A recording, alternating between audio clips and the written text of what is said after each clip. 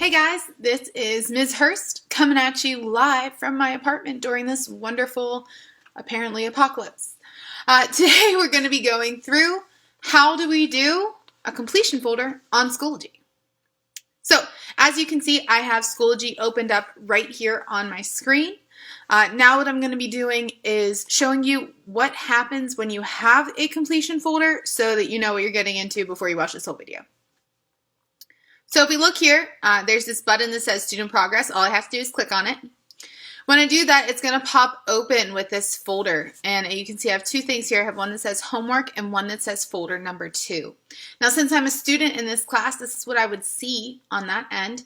And I can see that I have not done Tester 1 or Exit Ticket, but I have done I'm Done. And you can see this is inside of this Homework folder. Again, on the student side of things here, if I were to go into this homework folder, I would see that there's 3 assignments there and it's complete, which means I've done all 3. So you can see I have a check mark for all 3 items. This is really helpful for students when you have to do things like self-paced learnings or things like that. As a student, I can also see that right here in folder number 2, this must complete. I have not done it. I do not have a green check mark. That's how I know I have not completed that assignment. So now, let's go back and see what this looks like from the teacher end. So now I'm on the teacher side of things. If you look, I still have that student progress button, but it's going to look a little different now. When I click on it, I'm going to see all of my students who were in my class, and I can check how they are doing. So as you can see, it just checked.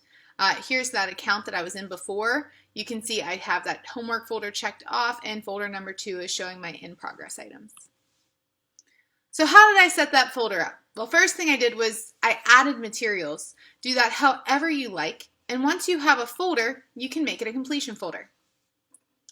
When you're in this folder, all you have to do to turn it into a completion folder is click Options, and then you're going to click Student Completion.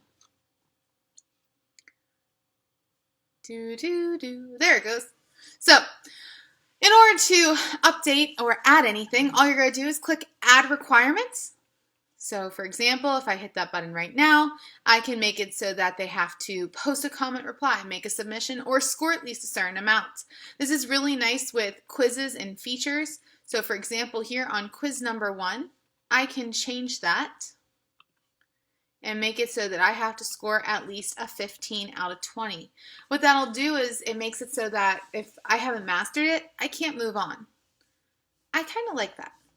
I also like to click this Requirements must be completed in sequential order. That way it gets done how I want it to. However, if that doesn't bother you, you don't have to do that. Alright, so I'm just going to hit Save Changes here. And you'll see now I have all 3 of my items. It pops up they have to post a comment, reply, make a submission, or score at least a certain amount.